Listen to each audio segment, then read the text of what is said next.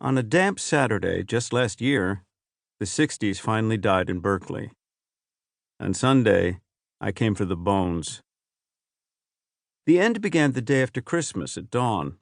With the wrecking crew standing by, a team of University of California police officers entered People's Park to rouse the 24 bodies curled limp in the bushes, pressed against tree trunks, atop and under benches, ordering them to vacate the premises.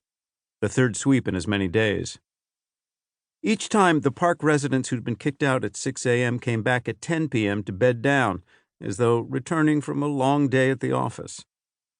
A week prior, the university had installed a chain-link fence around the perimeter. It had been scaled, sheared open, knocked down.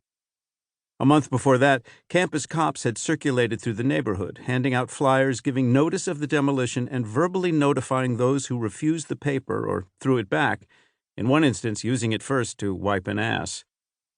The previous year, the architecture firm contracted for the project had erected large multicolored signs along Dwight Way and Haste Street depicting a pristine 6-story dormitory alongside detached ground floor units of supportive housing for the homeless. Modern, clean, green. The drawings showed faceless humanoids gliding through streak-free glass doors. It was impossible to tell the students from the homeless. Everyone was wearing a backpack. Within days, Berkeley Fire found the signs ablaze in a dumpster.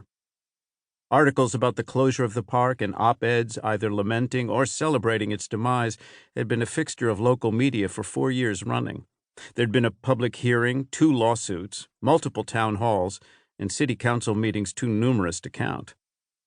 Nobody could claim they hadn't been warned. The run-up to Demolition Day was a continuation of a 50-year tug-of-war, begun when a group of hippies wielding gardening implements converged on a muddy, disused lot owned by the university and claimed it in the name of the people. As far as sacred spaces go, it ain't much to look at.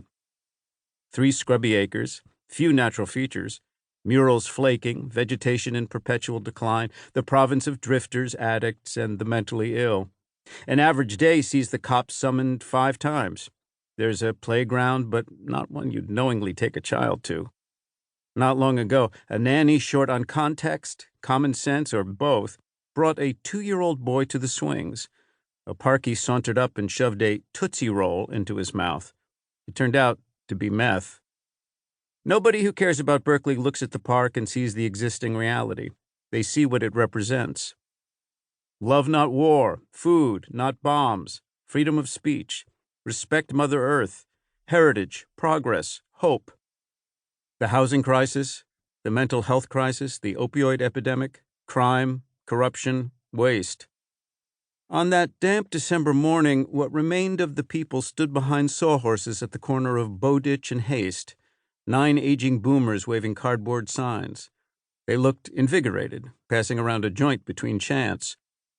Whose park? Our park. A bulldozer started up, drowning them out.